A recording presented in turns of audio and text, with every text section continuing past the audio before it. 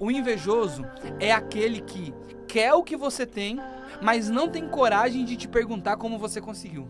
Ele quer o que você tem, mas ele não tem coragem de te pedir conselho. Sabe por quê? Porque ele não apenas quer chegar onde você chegou, ele quer o que é seu.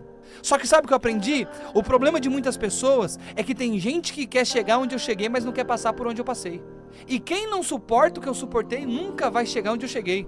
Porque eu aprendi que o nível do crescimento é determinado pelo nível da estrutura. Deus nunca vai te dar um crescimento maior do que a estrutura que você tem para suportar. É por isso que tem gente que fica do mesmo tamanho a vida toda. É por isso que tem gente que nunca prospera. É por isso que tem gente que nunca rompe. É por isso que tem gente que nunca cresce. Por quê? Porque o seu crescimento é determinado pelo nível da estrutura que você tem. E quem não aumenta a estrutura também não sobe de nível na vida. E o problema é que tem gente que não tem coragem de preparar a estrutura. Eu aprendi que o nível da estrutura determina o nível do milagre.